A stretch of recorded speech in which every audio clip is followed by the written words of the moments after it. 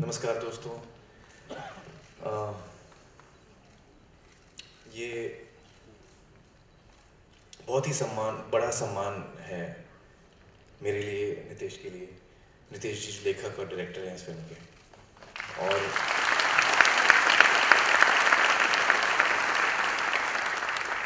मैं तहे दिल से शुक्रिया अदा करना चाहूँगा दीदी का, दीनानाथ ट्रस्ट का और पूरे कुटुंब का, मंगेशकर कुटुंब का, कि ये इज्जत जो मुझे मिली है, जो हमारी फिल्म को मिली है, उसका मैं तहे दिल से शुक्रिया अदा करना चाहूँगा।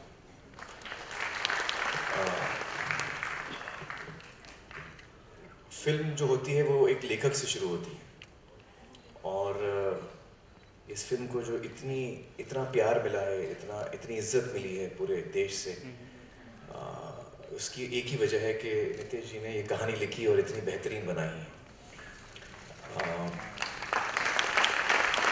और इससे पहले कि मैं उनसे कहूँ कि वो दो शब्द कहें, मैं ये कहना चाहूँगा कि आज मैं जहाँ पर भी खड़ा हूँ, जो कुछ मैं हूँ, उसका श्रेय जो है वो उन सारे लेखकों को जाता है जिनकी फिल्में मैंने की हैं, जिनकी फिल्मों में मैंने काम किया है। वो सारे लेखकों को और वो सारे डायरेक्टर्स को, उनकी वजह से आज मैं यहाँ हूँ। उनके बेहतरीन काम की वजह से मुझे एक मौका मिला है कि मैं उसका हिस्सा बन सकूँ। तो उन सब का मैं शुक्रिया अदा करता हूँ, और हमारी पूरी टीम की तरफ से मैं ये स्वीकार करता हूँ। नितेश जी।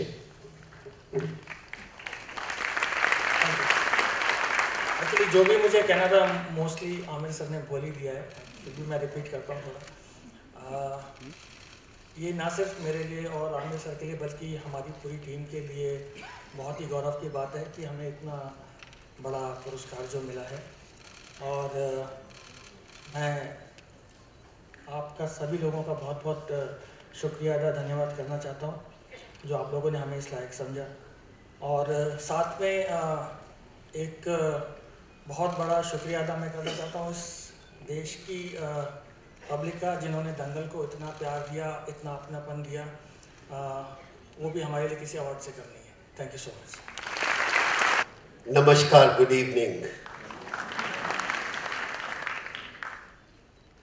कहते हैं कभी कभी आप बहुत ज़्यादा सोचते हो, सब कुछ भूल जाते हैं। आज मेरे हालात ऐसे ही हैं। क्रिकेट का मैदान होता तो थोड़ा अलग बात होती। मुझे थोड़ा सा अजीब सा लग रहा है कि कुछ मुझे समझ आने की कोशिश कर रहा था मराठी। आज दुख होता है कि मुझे हिंदुस्तान की सारी लैंग्वेजेस क्यों नहीं आती। अगर आती होती तो आज मैं मराठी में ज़रूर कुछ बोल सकता। मने मराठी हेत नाय, ये सबसे पहले मैंने शब्द सीखा था कि नहीं आती तो कैसे मैं आप सबको बता सकूं। नमस्कार आप सबको, आप बैठे हुए यहाँ पर, आप सबको भी। अगर मुझे पता होता कि इतनी इज्जत मान मिलती है तो मैं शायद और थोड़ी मेहनत करता। कभी कभी अवार्ड या रिवॉर्ड लेने का कोई सोच नहीं होती जब आप खेलना शुरू करते हैं या कोई कार्यक्रम भी करते हैं। आप अपनी एक धुन में होते हैं और उस धुन के पीछे लगे होते हैं, और उसके बाद जब कोई ऐसे अवार्ड या रिवॉर्ड आपके सामने आते हैं तो आप उसको एक्सप्रेस नहीं कर पाते कि किन शब्दों में किस तरह कहा जाए। मैं लता जी का सिर्फ एक ही बात कहूँगा, आप सबको कहना चाहता हूँ आज मुझे मौका मिला है इनको धन्यवाद करने का। जब हम 83 में वर्ल्ड कप जीते थे तो क्रिकेट बोर्ड के पास पैसा नहीं था और हमें उसका कोई दुख नहीं था। तो काफ़ी चर्चा हुई उस समय कि क्रिकेटर्स को क्या मिला। ये अक्सर सारे मीडिया वाले बात करते हैं, मिला क्या इनको। हमें तो इज्जत और मान मिला, बहुत मिला, और शायद इतना मिला कि अभी तक उसको संभाल नहीं पा रहे।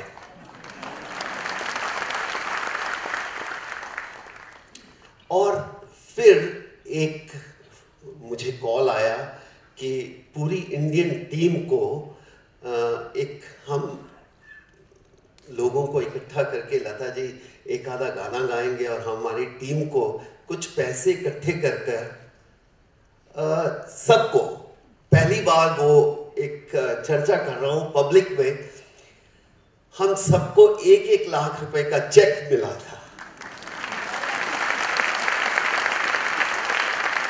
और पहली बार ही मैंने चेक देखा था 1 लाख का।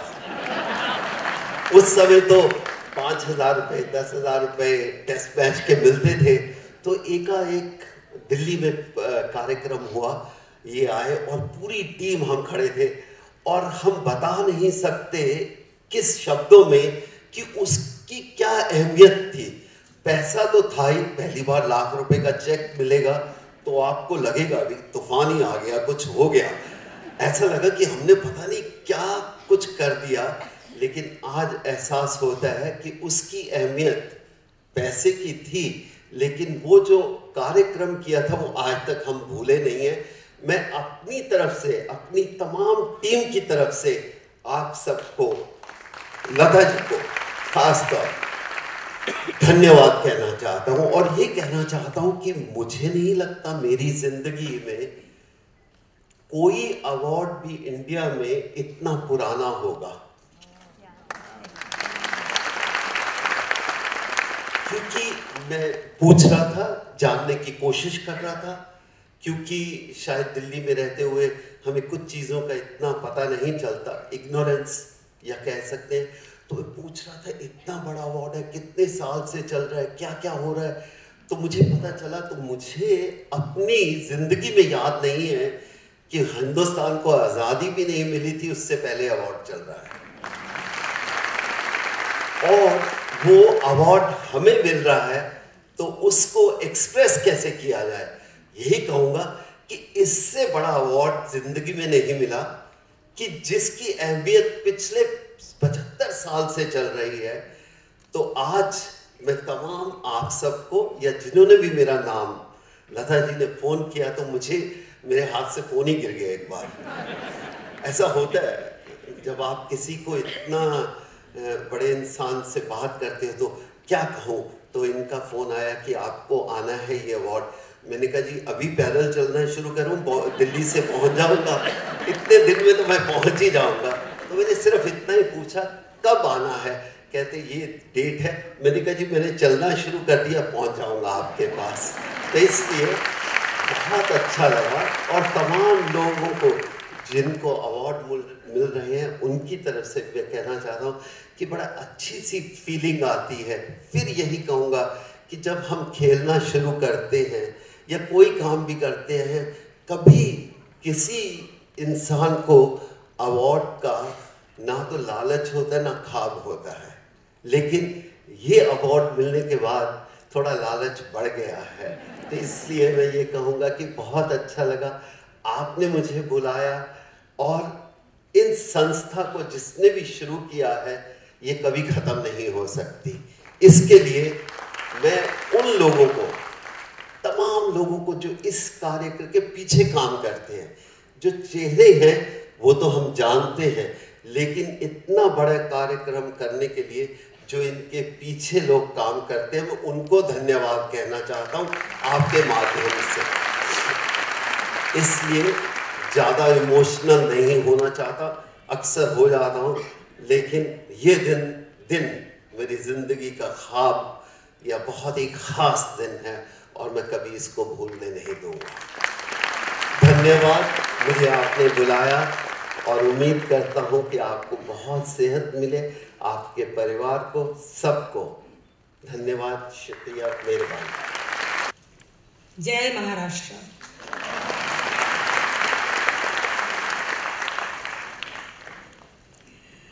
सबको मेरा नमस्कार।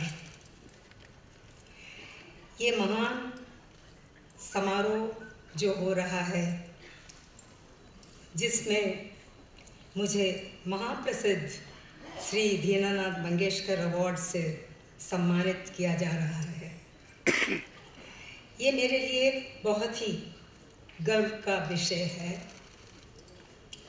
इसके लिए हमारे देश की कोयल और कौन, लता जी, प्यारी लता जी और उनके परिवार वालों ने मुझे चुनकर गौरवान्वित किया, उसके लिए उन सभी की मैं बहुत बहुत आभारी हूँ। मैं इस स्पेशल अवार्ड को बहुत आनंद से, मर्यादा से और विनम्रता से स्वीकार करती हूँ।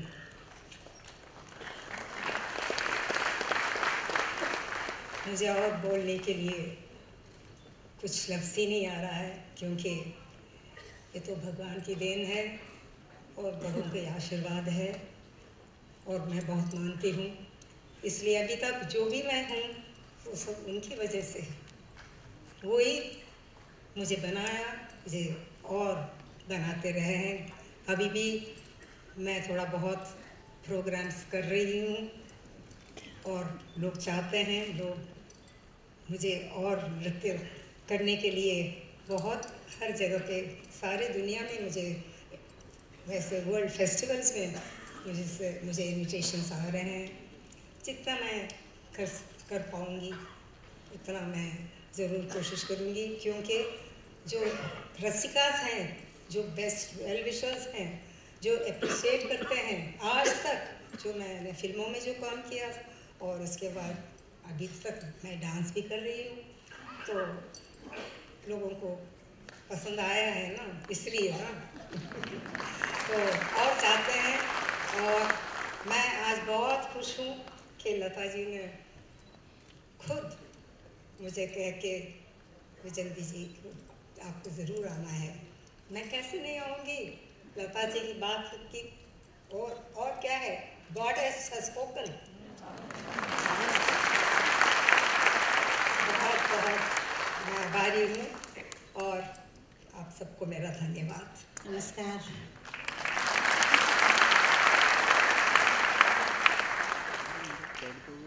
पहिला प्रश्न, हिंदीत बोलू का मराठीत? हां, मराठीत। अच्छा। नाही, खूप वेळा हिंदी ऑडियन्स असतं आणि काय बोलावं त्यावेळेला कळत नाही. मराठी बोलायला लागलं ते हिंदी लोक म्हणतात हिंदी बोला. मी सर्वप्रथम गुरुजी भागवत वंदन करते. त्यांनी इथे येऊन अतिशय आमच्यावरती उपकार केले असं मी म्हणेन. माझे वडील संघाचे आणि हिंदू महासभेचे मेंबर होते. ते मान्य करायचे ह्या गोष्टींना आणि त्यांना फार या गोष्टीबद्दल अभिमान होता की मी हिंदू महासभेचा मेंबर आहे. आणि सावरकर तात्या यायचे आमच्या घरी आणि अनेक वेळा तात्यांना भेटायला आम्ही त्यांच्या घरी जात असू. मी सर्वप्रथम आता हे तर मी बोललेच, पण मी आज जे आमच्या अवॉर्डचे विजेता आहेत त्या सर्वांचं अभिनंदन करते.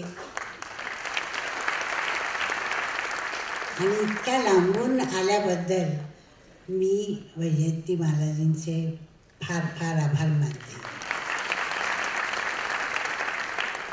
सगळीच मोठी मंडळी आहेत, ह्यांच्यापुढे मी फार लहान पडते आणि काय बोलावं ते कळत नाही.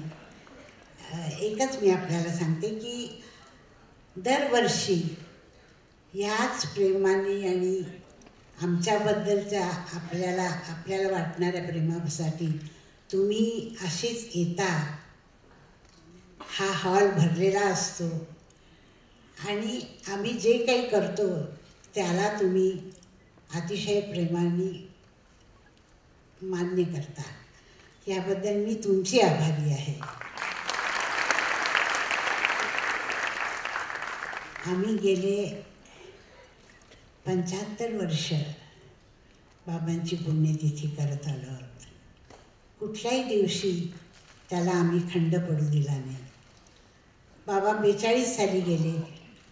43 साली माझी काही परिस्थिती अशी नव्हती की मी हॉल घेईन आणि तिथं बाबांची पुण्यतिथी करेन. पण मी मास्टर विनायकांकडे काम करत होते. तर मी त्यांना विनंती केली. त्यांनी एक नाटक बसवलं होतं, उसना नवरा. मी त्यांना विनंती केली की तुम्ही या नाटकात एकदा पडदा टाका मधला, आणि मी माझ्या वडिलांचा फोटो ठेवेन, आणि कुणीतरी येऊन सांगू दे की आज त्यांची पहिली पुण्यतिथी आहे, आणि मग मी गाईन. तर मी सांगितल्यावर त्यांनी मान्य केलं, आणि मी त्या दिवशी तिथं बाबांच्या फोटोला हार घातला आणि बाबांची 3-4 गाणी मी गायले. अशा तऱ्हेने मी पहिली पुण्यतिथी केली. त्या पुण्यतिथीच्या दिवशी PL देशपांडे तिथं आले होते. ते दुसऱ्या दिवशी माझ्या घरी आले आणि मला म्हणाले, वा, छान गातेस की तू बाबांची गाणी. म्हटलं हो, थोडीशी शिकले आहे त्यांच्याकडनं, ती गाते मी. ठीक आहे, मी तुला आता माझं गाणं गायला सांगेन. म्हटलं बरं आहे. तर अशा तऱ्हेने त्यांनी माझं कौतुक केलं, ही मला फार मोठी गोष्ट वाटली त्यावेळेला. आणि त्यानंतर मी हळूहळू सगळीकडे बाबांची पुण्यतिथी करत आले. नंतर आम्ही आमच्या पैशांनी हॉल घेऊन क्लासिकल म्युझिकचे प्रोग्राम करत आलो. आणि मग अनेक मोठे मोठे कलाकार आमच्या बाबांच्या पुण्यतिथीला आले. डान्सरमध्ये गोपीकृष्ण आले आणि बिरजू महाराज आले. त्यानंतर सितारा देवी येऊन नाचून गेल्या. असे अनेक लोक आले, त्यांनी कार्यक्रम केले. बडे गुलाम अली खां साहब आले आणि बाळचे गुरुजी आमिर खां साहब आले. तर या सगळ्यांनी माझ्यावरच्या आणि माझ्या वडिलांवरच्या प्रेमाने त्यावेळेला कार्यक्रम केले. पैसे घेतले नाहीत आणि तसेच त्यांनी कार्यक्रम केले, आणि आम्ही हळूहळू चांगले कार्यक्रम करत गेलो. आणि मग आम्ही अवॉर्ड सुरू केली. 25 वर्ष पुण्यतिथी केल्यानंतर मी हा हार माझ्या गळ्यातून हृदयनाथच्या गळ्यात घातला आणि म्हटलं, आता तू पुण्यतिथी करायला सुरुवात कर. तेव्हापासून हृदयनाथ पुण्यतिथी करतो. मग हळूहळू आम्ही अवॉर्ड सुरू केली. आणि आज तुम्ही बघता आहात की 75 वर्ष झाली आहेत आणि आम्ही इथं सर्व आलो. मला एकच सांगायची इच्छा होते की आज मला बाबांची खूप आठवण येते. ते असते तर किती बरं झालं असते असं वाटतं. पण नशिबात असलं पाहिजे. आणि मी आज त्यांच्या स्मृतीला नमस्कार करते आणि इथं आलेल्या सर्व लोकांना नमस्कार करून मी आपली आज्ञा घेते.